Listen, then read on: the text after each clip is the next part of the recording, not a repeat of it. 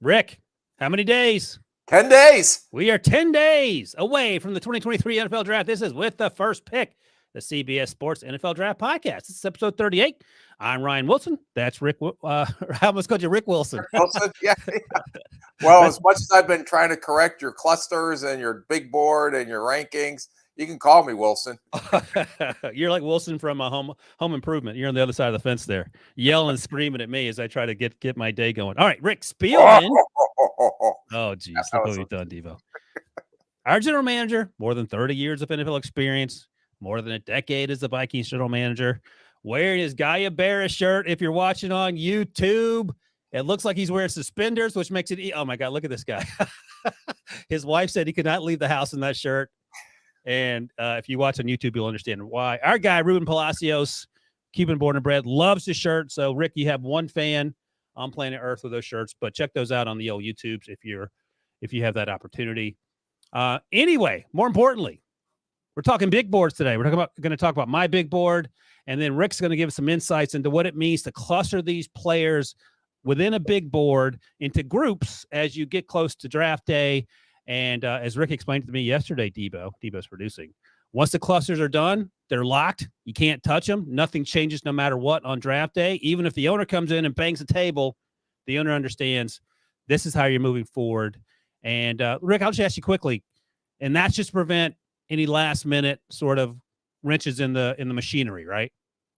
Yeah, no, and the ownership's going to be involved day before or 2 days before, or when they, our owners lived out of town. So when the Wilfs came in, I went through the whole board. I went through the clusters with them. I asked them if they had any questions and the reason why we had them stacked like that. But for the ownership group that came in, we just spent months and months getting that board together and sat through all the medicals. In fact, right now, this week and probably early next week, teams are going to put their medical grades on these guys. So there may be some guys on that board, but they may go into a category where there are no touch, or they come off the board because of all the medical information coming in right now from the combine and from the top 30 visits and other places. So this, over the next 10 days, I would say, is refining the board. Some teams may be finalizing their initial meetings, but then you're going to circle back for a week and do these clusters like we're going to show today a little bit, and then finalize everything, make sure the ownership has their signed off on their approval as well, especially on character guys. If they're still alive on your board, or if they're not, then they're going to come off the board. But now it's getting down to that period where you're going to do a lot of group studies to work within these clusters on how you would take them. And one thing that I think is important, and maybe we can get into it when we get into the cluster area, everybody's cluster is going to be different.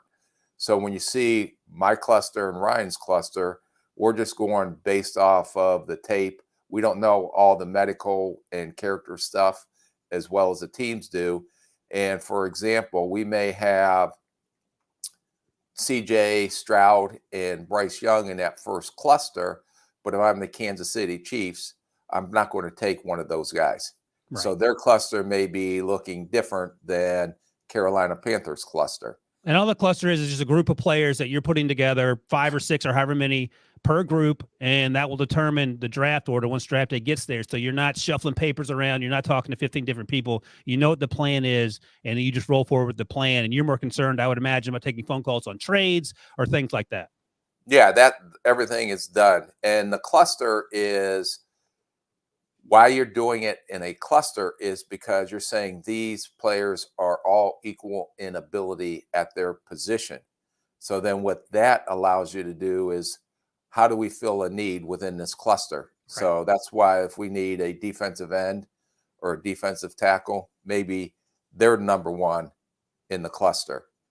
If you need a quarterback, the quarterback may be number one in the cluster. So, but what we're saying is, when you see the clusters, that all these guys, in our opinion, are equal in ability, and our clusters are a little different. One's good and one's bad. So, and we'll get to that as we go along in the show here. But it is. It's where we see him as of today, and things will, define itself here over the next 10 days for teams. Yeah, we'll talk about that in just 1 second. But in case you missed it, Rick, last episode we did a mock draft Thursday. Should teams trade up, trade down, or stay put? You can check that out in the feed. And on Wednesday, we'll be joined by two-time Super Bowl champ, former Steelers cornerback, and our colleague Brian McFadden to talk about this defensive backs class. So that'll be fun. That's on Wednesday. And remember, you can always watch us live on YouTube at NFL on CBS. Be sure to subscribe, leave us a comment, give us a thumbs up. And hey, drop us a 5-star review on Apple Podcasts or Spotify or wherever you get your podcasts. If you like the show, tell a friend. Mac Attack in the comments says, Rick doing the pod bare chest might be less offensive than that shirt. Get it off. No style. I love the shirt because it looks like you're wearing suspenders. So I think that's what does it for me. All right, so let's get into these clusters. From a man that has nothing but sweatshirts on this podcast. That's true. Adam's exploits. He says Rick's shirt is an 8 out of 10. So, all right, we're one to one in the tally for pro and con for Rick's shirt. Yeah, I'm a sweatshirt guy through and through. It's easy, it's comfortable, and it doesn't matter what I wear, Rick. Like you like to say, I'm still like candy. Well, it's not as comfortable as this shirt. I may have to get you one for Christmas next year. I love that you were digging in your closet and you found that thing. And your wife said, absolutely not. You found 4, you said? Found 4. There'll be a rotation of 4 going through the rest of the podcast. Oh, thank God. We're 10 days. We'll be done. All right. Clustering. So you will see this shirt one more time probably in the rotation. Thank you. Prayers have been answered. All right, so let's get into these. Debo, let's first look at my big board. This is what I sent Rick a few days ago for him to dissect. And this is basically how I just organize these players as I go through them from the fall until present day. And I have them listed from top to bottom, and then I have them listed by position. And you can see it there. And you can zoom in on the big board to the left there, Debo, the first column there. And that's just my players. My number 1 player is Bryce Young. And this is based solely on on-field stuff. This is no off-field. So Jalen Carter's 2 for me. He's tied with Will Anderson in terms of the grade. And the grade's pretty straightforward. 104 means I would take him with the 4th. He's the 4th. He would come off the board 4th if in a draft where the perfect player is a 101. So first round, 4th pick overall. And then Jalen's a 105, and it's pretty straightforward. Rick can, at some later date, we'll go through the actual grades that teams use, but this is just for me to easily organize. And you can see there, so the 6th best player on my board is Christian Gonzalez, the cornerback, and then right behind him is Bijan, the running back. Now, Bijan's not going to go 7th overall unless something crazy happens, but this is just sort of a starting point for me to organize this. And this is the list that Rick went off as well. Rick, Debo, if you scroll down, I think I have 28 or 29 players with quote-unquote first-round grades. And the last one, I believe, is Drew Sanders, maybe? Darnell Washington. So I have 29 players. Darnell Washington at the bottom of the first round there. Just before him, Drew Sanders. So this is sort of an interesting tidbit is that most teams will have only technically what they consider 17 first rounders on their draft boards. So. Yes, let me ask you about that, and you can expound, because every year we hear a report that so-and-so team only has 15 first-round grades on players. So expect they want to trade down, something along those lines. But that's not atypical is what you're saying. Right. There's never 32 or this year 31 first-round players. Usually after you get past, on average, player number 16, when you go down, that's when it becomes iffy on whether they are true first rounders. And when I'm talking about a first rounder, you expect to come in and start right away on day 1. And the higher up, you expect them to be Pro Bowl talent players. You know what? Maybe that's something we'll talk about in the offseason, because the way I think about it from the media's perspective is, all right, does this player have a chance to go in the first round? Because somebody has to go in these first 31 picks. 31 guys are going to get picked in the first round. Right. No one's going to say, no, we'll just wait to the second round. But to your point, when you're grading these players in an organization, you're talking about guys that come in and start right away and contribute, not guys like Nolan Smith, for example, maybe needs a year to grow into a full-time role, for example, or an Anton Harrison, who I like and who you're not as high on, doesn't start year 1 because he needs to refine his pass sets or whatever, right? Right. Gotcha. So, like the very few, that's why I said there's 16 on average per year that probably have legit first round grades if you take the overall. So for the purposes of our clusters conversation, just my big board, sort of my super secret big board that I didn't want to show you. I made you sign some waivers before I let you look at it. It didn't help me a bit. This is how I I'll lay it sign out. all the waivers you want, but it's Joke's on you. You signed away your house. I fooled you with the old sheet of paper trick on top. well, as everybody knows, my house got wiped out in a hurricane, and so you can have it. It's just barely making it down here on the island. Oh, Lord. But anyway, so that's the starting point. I have 29 first round grades. Typically, you get about 15 or 16, according to Rick, and that makes sense. But these are the guys that I think have a really good chance to go in the first round. That probably will not be 100%. But now let's look at, you want to go to my cluster first or your cluster first, Rick? We go to your cluster first. I'm just a supporting actor in this podcast here. All right. So I'm going to I'm explaining to the listeners and viewers, and this is easier if you're watching on YouTube, but I'll try to explain it to you like we're doing a radio show here for people that are just driving down the street or working out or whatever. So Rick, I'm going to explain the tiers, and then you can correct me where I get it wrong. So Okay. for this exercise, we're just doing the first round players. We have 5 tiers and about 5 players in each tier from top to bottom. And tier 1 for me, and what happens in these tiers, it doesn't have to necessarily follow my big board, what we just saw, and I'll just read out the big board to you. Bryce Young was first, Jalen Carter, Will Anderson, Tyree Wilson, CJ Stroud in that order. That's how I had them graded. But as Rick mentioned a few moments ago, if you're the Chiefs, Bryce Young isn't going to be at the top of that list. CJ Stroud isn't going to be at the top of that list. So I'm just reordering these as just an average football team that maybe has a quarterback. And this is how I had them ordered, Rick, in terms of how I'm going to take these guys off the board. I'm going to lock this before the draft starts, and nothing's going to change as I go through the process. So if this player is available and everyone else is available, this is who I'm taking. So that's tier 1. And you go through that process, tier 2, all the way down to tier 5. And tier 5 is the bottom of the first round for our conversations here. And Rick said, this is an opportunity for you to bring some guys in that are outside your first round grades who you've since changed your opinions on, maybe fit your team needs better, and they slip into the top of tier 5 there, which pushes out some guys that you may have previously had first round grades on, and they're not there because of fit or because of medical or whatever, and you think they have a better chance of helping your organization. Does that sound about right, Rick?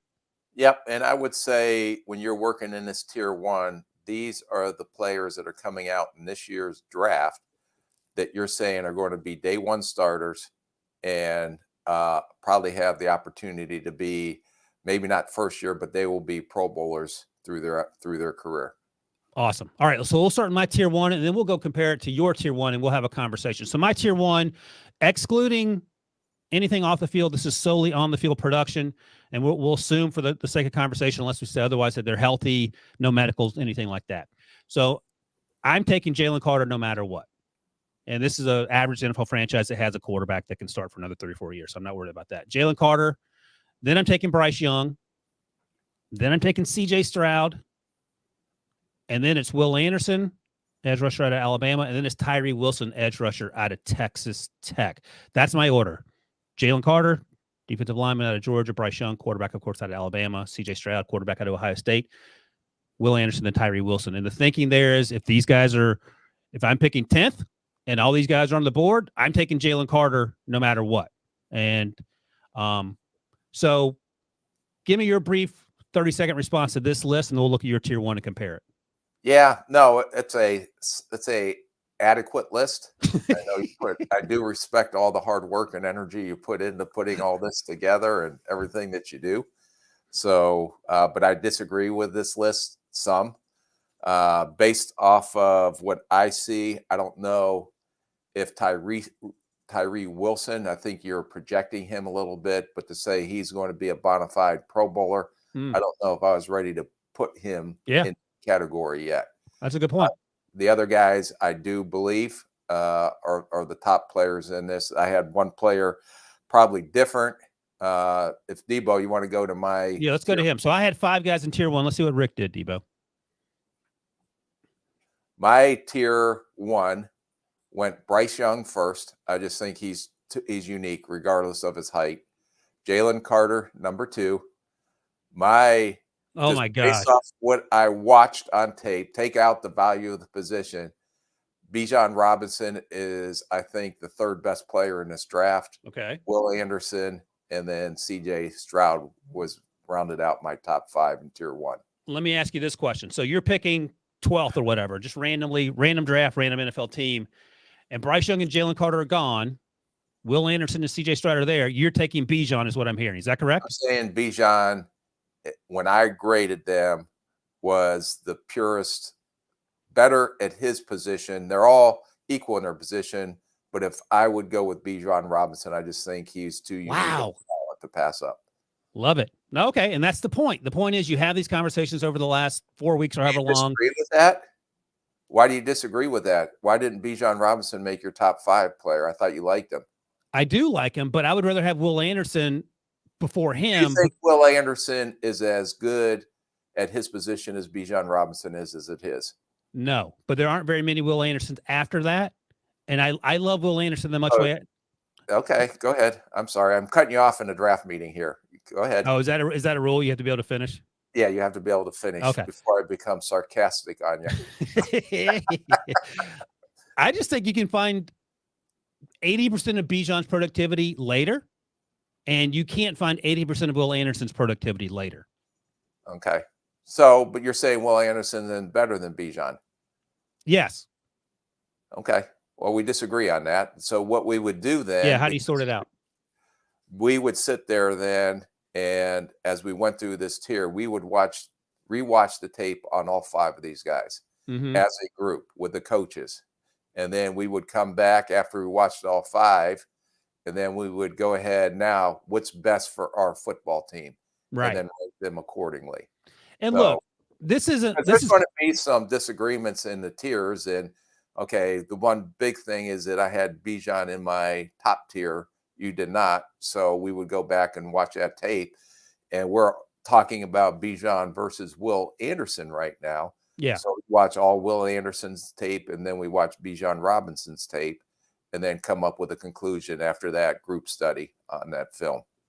And look, I'll be honest, like this is close because there's a pretty easy argument to be made that Bijan coming in day one is going to help your football team more than Will Anderson, even though Will Anderson plays a premium position. But Bijan's going to contribute right away, and he's going to be a huge headache for defense. I get that. It's just I wonder when we get to round 2 or whenever, and there are no edge rushers and there are a ton of running backs, if we would regret it. But that's the point of the conversation. But that's what you're talking about. That's exactly the conversation you're having in the draft room. All right, so listen, let's stay on this, Devo. We'll go to Rick's tier 2 because he has Tyree at the top. I had Tyree at the bottom of my tier 1. So Tyree Wilson is the top of Rick's tier 2, edge rusher out of Texas Tech. Then it's Peter Skoronski. We'll call him offensive lineman out of Northwestern. We'll see where he plays. Then it's Christian Gonzalez, the cornerback out of Oregon. Devin Witherspoon right behind him, the cornerback out of Illinois. And then Jackson Smith and Jigba, at the bottom of tier 2, wide receiver out of Ohio State. Go ahead, Rick. Yeah, no, I just think I agree with Tyree. I think Skoronski, whether you play him at tackle, but especially if you move him inside to guard, it is going to be a perennial Pro Bowler at guard. I go back and forth between Gonzalez and Witherspoon. I think Witherspoon, if you want to make the tiebreaker, maybe probably more aggressive in run support than Gonzalez. Gonzalez will pick and choose some, but Gonzalez's length and athleticism for his length is pretty unique as well. So if I'm a football team, am I putting more emphasis on a corner covering or on a corner that is maybe more complete and a little bit better in run support? So what's more important to me there? If some teams say I'm going to play press man, I'm going to take Gonzalez all day because the run support stuff, he's good enough. I'm not saying he's a coward. He's willing enough. He'll just be a little selective at times. Right. Where Witherspoon is almost, there's no question about him being probably more aggressive in run support than Gallus. Let me ask you this, Rick, with Devin Witherspoon, who played at about 180, weighed 185 a few weeks ago. And let's say he's been relatively healthy throughout his college career, just average health like everyone else at the cornerback position. Would there be conversations with the coaching staff or would you have these conversations with your medical team and say, is he going to be durable enough in the NFL playing the way he plays? Yeah, I don't think, but if he hasn't been hurt or doesn't have a history of durability or injury concerns, right, that does not become a factor. If the medical staff say, hey, he's a pass or no concerns about his durability or any injuries that he has had, then you go with what's the best corner that fits your scheme for your team. Right. Okay. And the astute viewer might notice that Rick's grades there are in order: 101 for Bryce Young, 102 for Jalen Carter, and that's because, as Rick mentioned earlier, once you get these players into tiers, even if they're not in the exact draft order of your quote unquote big board, then you regrade them to fit the order that you're going to take them. So that's why Rick's are in order, and mine, when you notice, when we go back to my tiers, are still in their original order. So they're out of order, so to speak. Here's the thing, Rick, your tier 2 and my tier 2 aren't that far off. I had Tyree at the bottom of my tier 1, and Debo, you can get back to that. And Tyree's at the top of your tier 2. And then I have Christian Gonzalez just ahead of Devin Witherspoon to start off tier 2. Then it's Peter Skoronski, so he moves down below the cornerbacks. You had him above the cornerbacks. And finally, Bijan comes off the board for me. I only have 4 guys in tier 2 there. They're picks like 1 first round 10th overall to 5th first round 15th overall on average, and that's why they fit in there. And I had Skoronski, and they're actually pretty much in order. Bijan moved down a little bit because of the value in the running backs, but we just talked about why that's important depending on the team you're running and what you're trying, the needs you're trying to fill. But you pretty much said everything to be said about this group. I would just take the cornerback over Skoronski and Bijan on my average football team. But again, your mileage may vary. So let's take a quick break. We'll come back, and then we'll do tiers 3 through 5. Keep going. Absolutely magisterial here. Artilharia do Campeonato Brasileiro.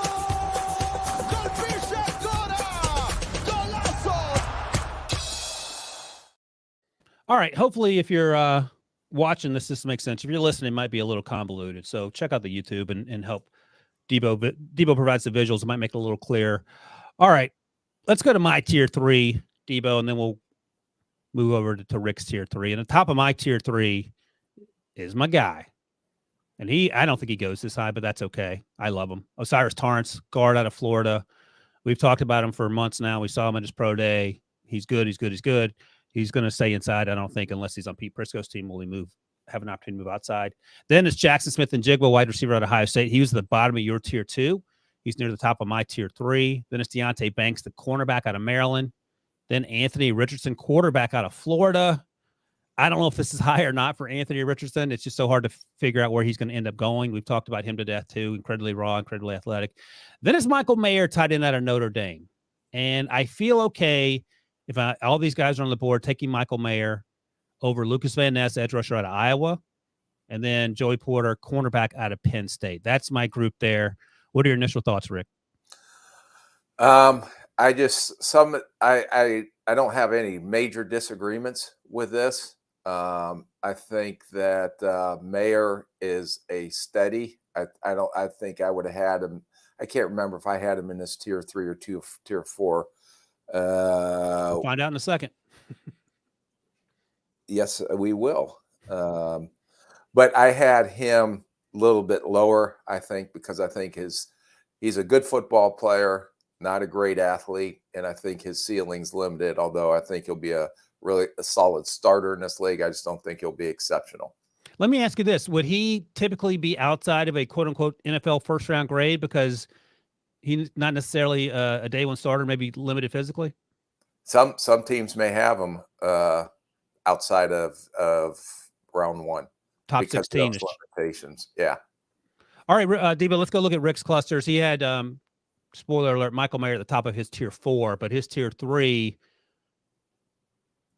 oh my gosh. Anthony Richardson at the top of tier 3. Then you had my guy Osiris Torrance next. Yep. Then Broderick Jones, tackle out of Georgia. That's interesting. Ahead of the other tackle, Paris Johnson Jr. Then Joey Porter Jr.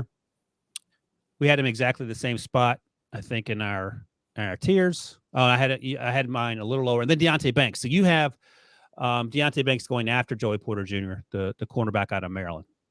Yeah, and that'll be a pretty in-depth conversation. That one, just like we talked about Gonzalez and Witherspoon, we're going to do the same group study on Porter and Banks because I think Banks has some positives Porter doesn't have. Porter has some positives Banks doesn't have. So that's where you're really dissecting the tape to decide what's going to be best for your football team and your scheme. but I think both of those are right in the right order. The reason I put Broderick Jones up there, I don't think that he is ready to be a day one starter, although someone may draft him and start him, but he's going to have some growing pains. There's no question to me of his athleticism, his size, but he's still, from a technical standpoint, a ways away. He's going to have some initial struggles. Eventually, as he improves the technical aspect of this game, this guy is going to be, to me, the best left tackle prospect in this draft. So let me ask you this. You have these tiers. They're locked in. You're just checking off boxes once the draft actually rolls around. Why does it take teams sometimes 15 minutes to get their pick in? Are they taking phone calls mostly?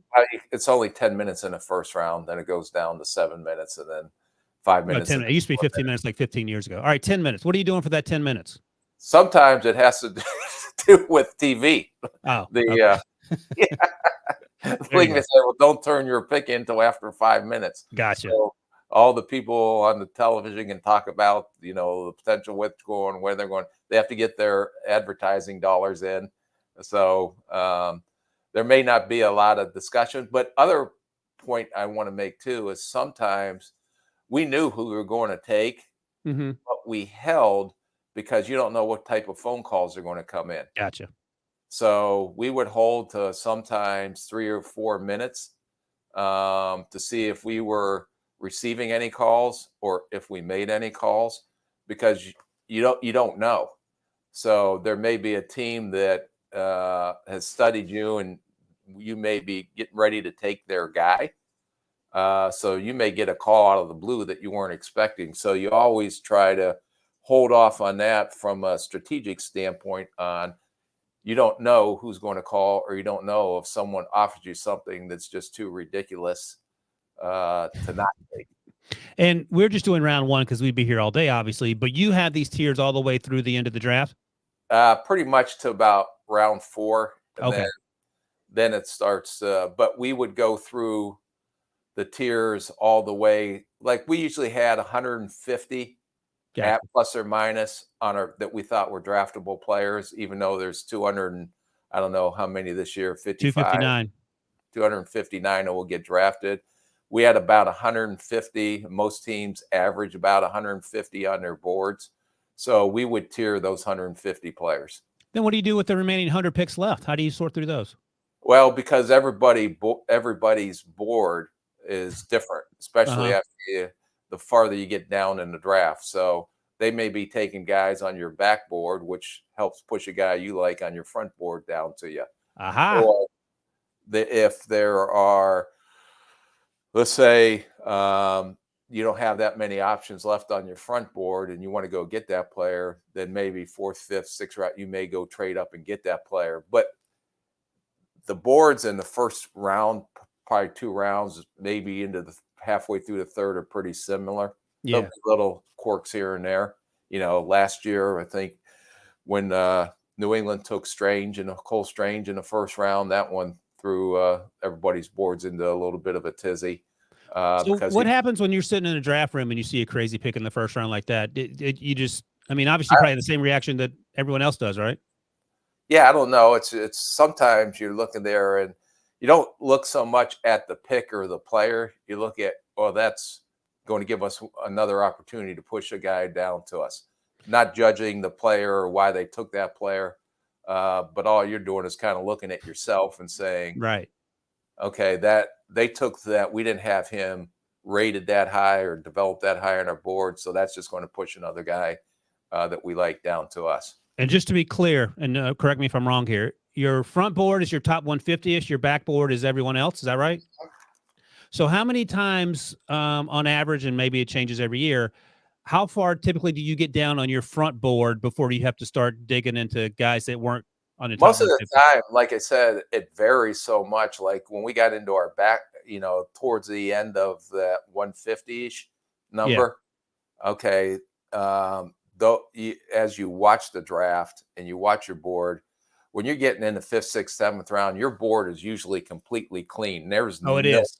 Yeah. Okay. So then it's getting into, I call it the rat hole players. Guys particular you like or your scouts like? You remember last year during the draft on Saturday, he came in all knotted up with a tie and everything. I told you to take the 1,000 tie off. degrees. Yeah. I said, this is a working man's Saturday is the working man's draft. Yeah. So a lot of that were some analytics, ping some guys that we moved from our backboard to our front board. Okay. But you're doing all that adjustments there during this time, over these next 10 days to try to hone and refine that board. And by the way, it's worth pointing out that as you're listening to this or watching, if you're watching on Monday, April 17th, my 7th-round mock draft came out earlier this morning. And it's just an exercise in futility because as you just sort of laid out the last 5 minutes, it's a crapshoot after the first 150-ish or so. So any guys that go 150 to 259, they can go in any order. And I would imagine in the infinite universes that are coexisting along with us, they go in those orders. So a lot of work, probably for not too much other than allow people to yell and scream at me. So in that sense, it's been incredibly successful. All right, Debo's hitting the button. We got to go to tier 4. He's tired of us talking about drafts gone past. All right, tier 4, my guy, Paris Johnson at the top, then Broderick Jones. I'm taking Paris over Broderick only because he's further along now. But I think you're right. I think Broderick has a chance to be a better player down the line because the athleticism, and he's so raw at this point. But if my team needs a left tackle now or even a right guard with Paris's flexibility, so maybe that's why I take him here. Then Zay Flowers. That's right. Zay Flowers. I think he has a chance to be the first wide receiver taken. I like the fact that he was the only offense in town in BC. Then Jahmyr Gibbs. We had the running back conversation back in tier 1 with Rick's Bijan Robinson in the middle of his tier 1. I have tier 4 Jahmyr Gibbs, running back out of Alabama, because I love his versatility and what he brings. And then Miles Murphy, raw edge rusher out of Clemson, and rounded out by Darnell Wright, tackle out of Tennessee, right tackle. And this is an interesting one for me, Rick, like Miles versus Darnell, if you're picking there. And that would be a tough selection, but it just depends, I think, on what your roster looks like and what you're looking for, because Darnell is probably going to be a better player sooner, and Miles has the upside as an edge rusher that maybe you don't see in a player very rarely given his measurables. So this is a point in the bottom of the first round where you're honing in on guys that, like I said, I think Darnell Wright has a chance to come in and be a day one starter. Zay Flowers, to me, is a nick or a slot plus returner only. I don't think he's so that's why I have him down a little lower, although I love him as a football player. Same with Gibbs. But you got Paris Johnson, you got Broderick Jones, you got Darnell Wright. All those guys are, to me, 16-game starter quality, and they're not situational guys. Those guys are line up and play 16 games, 60 snaps a game. All right, David, let's look at Rick's tier 4 because it's sort of similar in what we just talked about here. And the only there are a few differences. You have Michael Mayer at the top. We talked about that earlier. Paris Johnson Jr., who we just talked about, the tackle out of Ohio State. Then Lucas Van Ness, who was in my tier 3, the edge rusher out of Iowa. Hasn't started a game in Iowa, but we're talking about upside here. And you have Darnell Wright and Miles Murphy flopped, and you just talked about why. And I think it makes sense. I think it's just the team, the need, the fit, the urgency that you need to fill that position, because if you need a right tackle, you're not going to take Miles Murphy and wait for him to become a good edge rusher in 2 or 3 years. Right. So this is where, and then you'll see when we get to the next tier where everything starts to get a little bit even more preference on player, if that makes sense. Yeah. Where we see the things differently. And if you went through this, it's amazing the variation of opinions the farther and farther you go down your draft board and the farther and farther you go down your tiers. And we're barely into the bottom third of the first round. So imagine what the third round looks like. All right, let's take a quick break and then we'll do tier 5. Oh, wait. Before we do, sorry, Debo. Why is Murphy so low? Adam's Exploits asks. My thinking is that he's raw. Like, he just turned 21. A lot of what he does now, he wins with power. And I think he needs to refine a lot of the way he plays. In fact, Adam, if you want to go listen to I think last week was when we did the episode looking at the defensive linemen and the edge rushers with our guy, Lige Douzable, who played in the league for 11 years on the interior. And we talked a lot about Miles Murphy. Is that why you have him low, Rick, or just because other players are I think he's quicker? A little bit. He has unique physical traits. He ran fast. He's just raw from a technical standpoint. And he's going to be a rotational guy, probably early. It's going to take him a year, maybe into a second year, where he's going to be able to develop into a full-time starter, but he's not ready to say come in and be a 16-game, 60-snap starter right off the bat. I think he's going to have to grow and learn and grow into that position and learn it. Yep, exactly. All right, let's take a quick break and we'll come back and look at tier 5.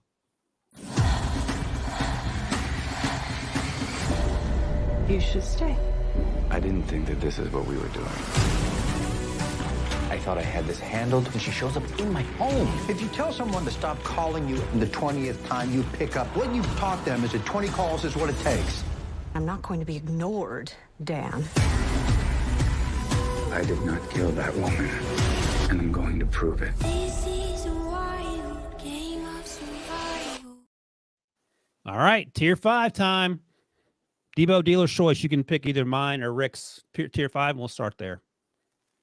I know which one's better, but I don't want to say it out loud. Thank you. All right, we're going with my tier 5. You love to see it. All right, so this is the final list. You talked about it before the break, Rick, that at this point there's so much variation, and we're barely into the bottom of the first round. But here we are. Brian Branch is at the top of my tier 5. I'm taking him. He's a safety out of Alabama. I'm taking him over Anton Harrison, the left tackle out of Oklahoma. I'm taking him over Emmanuel Forbes, the cornerback out of Mississippi State, who I love. Then there's Quentin Johnston, the wide receiver out of TCU. My guy, Juju Brents, cornerback out of Kansas State. See Rick making that face. Then there's Will Levis. He is getting a little steam heading into this. Can I give you a quick fact? Yeah, that please. I found out. Cornerbacks with wingspan of plus 79 inches or longer. Yeah. 9 out of the last 10 corners that had that wingspan that he has were the top of the league or led the NFL in PBUs. So that is why he is gaining steam. And I'll ask a clarifying question. So even though he ran a 4.53, the fact that he has 34-inch arms makes up for that speed, right? Yeah. No, what's his wingspan? Do you have his wingspan there? I'll look at it. It's plus 79. Yeah, let me do it. I think it's let me double check here. Got all these buttons I got to push. Because of that length, while you're looking that up, that will make up for maybe instead of being a 4.4. Now, the smaller you are at corner, the faster you better be. Right. But with that length, he can be a hair slower because it's still going to be tough to get the ball over him. He's 6'2" and 3/4, 198, 34-inch arms, 82 and 5/8 inch wingspan is what I have. Okay, so that's bigger than some offensive lineman wingspans. Yes, 34-inch arms are almost 2 inches longer than Peter Skoronski's arms, the left tackle from Northwestern. So I have him in the middle of my pack here, tier 5, ahead of Will Levis, quarterback out of Kentucky, and then Sam Laporta, tight end out of Iowa, rounds out my tier 5. And Debo, if you scroll down just a bit, these are the guys that had to push out who had quote unquote first round grades, and you saw that I put in 4 guys that had second round grades. So Jordan Addison, who I love, he pushed out. Nolan Smith, the edge rusher out of Georgia, Drew Sanders, the linebacker out of Arkansas, and Darnell Washington, the tight end out of Georgia. The players in my tier 5 that I mentioned previously, I'm taking all those players before these 4 guys who, again, there's a lot to like about their games, but this is the idea of putting these tiers together. So, Rick, let's look at your tier 5 and see, by comparison, how it stacks up, although I know the answer. It's different than your tier 5. It is different. Who's at the top? I started with Kincaid just because of his unique receiving skills. Tight end out of Utah.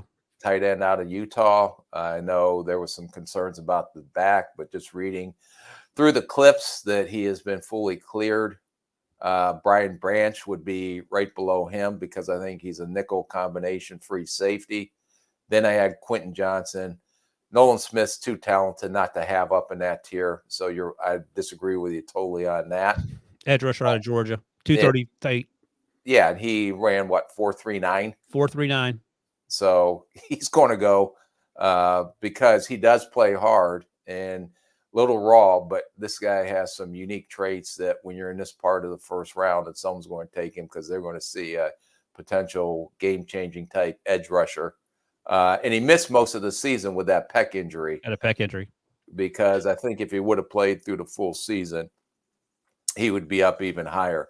So wait a second. Let me ask you something, Rick. So tier 4, you had Miles Murphy, the bottom tier 4. Nolan Smith is in the middle of your tier 5. Under no circumstance are you taking Nolan over Miles, right?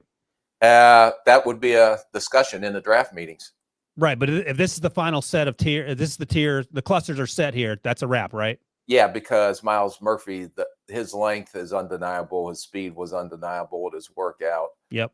Just and he has more physical traits going for him, although Nolan Smith has a lot of physical traits. Just the length would separate the two for me. Gotcha. And then Laporta, who I believe is continuing to climb through draft boards as well. Tight end out of Iowa, yep. You didn't like him in the fall. I liked him in the fall. Okay, so, fair enough.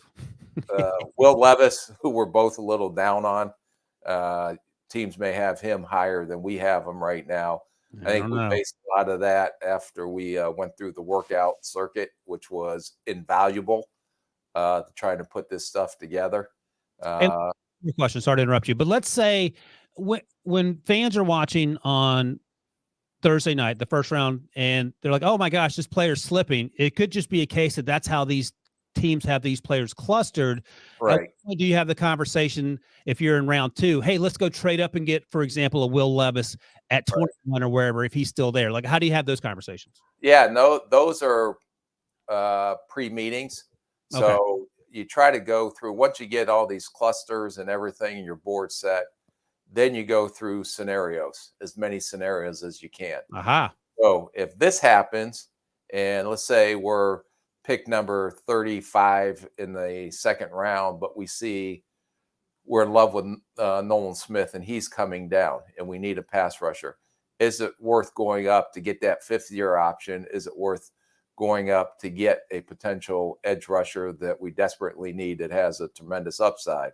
So those are the conversations that you would it's kind of like I would equate it to how the coaches game plan for as much as they can going into a game.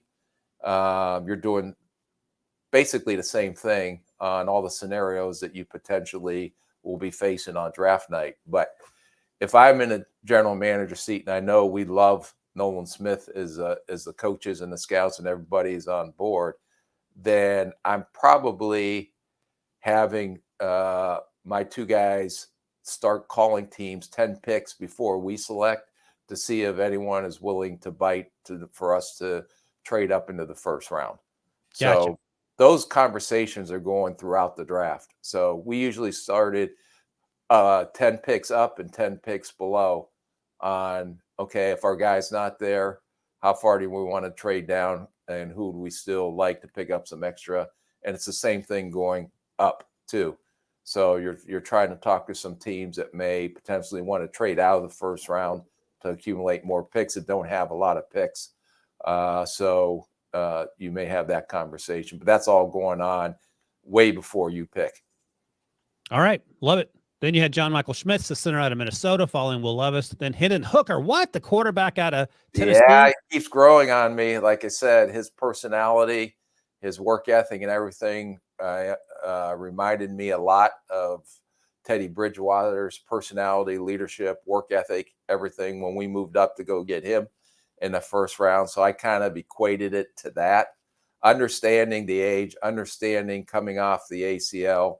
But these quarterbacks are playing longer, especially with the rules and player safety that protect these quarterbacks. Yep. They seem to be lasting longer. So I'm not as concerned about the age as maybe I was 5 or 6 years ago.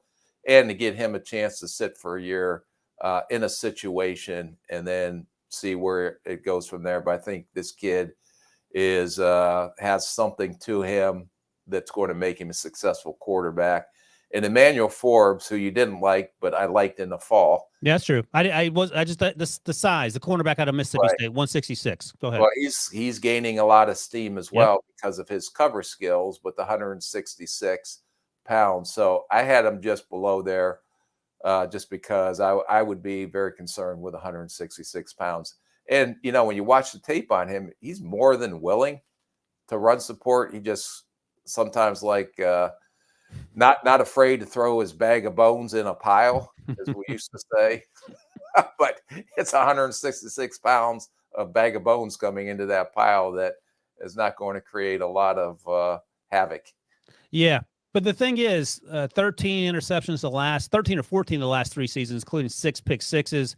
And that translates. If you get interceptions in high school, you usually get interceptions in college, and usually that translates to the NFL. And that's the hardest thing to come across, or ball He hawking. probably has the best ball skills out of any corner in this year's draft. Exactly. And I think, I don't know if I mentioned on the last podcast, but you were on him in the fall. But I've heard recently that he's going to be in that first round conversation, and we just sort of talked about why. I think that's it. I think that's it on the tiers. You didn't have any guys out of the top 5 because you sort of went off my tier.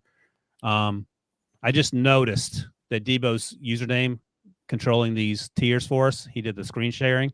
Anonymous Capybara. So I don't know if that's a shot at your shirt or what, but I love it. I don't know what a capybara is. I think it's a little groundhog or something, isn't it, Debo? Debo's Sure, Ryan. Sure, he says. All right, I think that's it, right? Nothing else? Are we good? Debo's not in a talkative mood today. You told him he couldn't talk anymore, so he quit talking, Rick.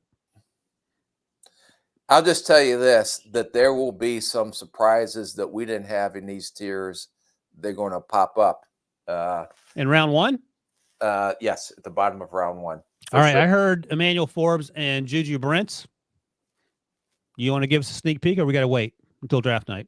I will give you a couple that I wouldn't be surprised if Drew Sanders or Jack Campbell.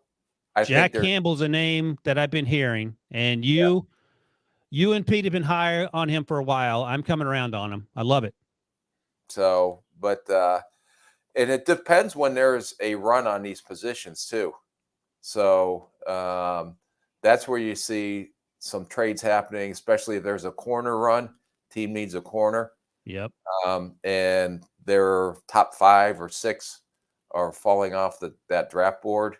That's when you can tell there's going to be movement, or a team is going to be more willing to come up and get a player, especially if there's a run on a position that they need to come get. All right. Love it. Drew Sanders, Jack Campbell, linebackers, Arkansas and Iowa, respectively. Look out for that. For now, that's a wrap on episode 38. Remember, give us a thumbs up. If you're watching on the YouTubes, and subscribe to the podcast, leave a 5-star review. Thanks, as always, to my guy, Debo, for producing. Thanks to my partner, Rick. Thanks to all you guys for listening and watching. We'll be back on Wednesday with BMAC to talk about defensive backs. See you guys Wednesday. That should be interesting. Yeah, absolutely. All right. See you guys.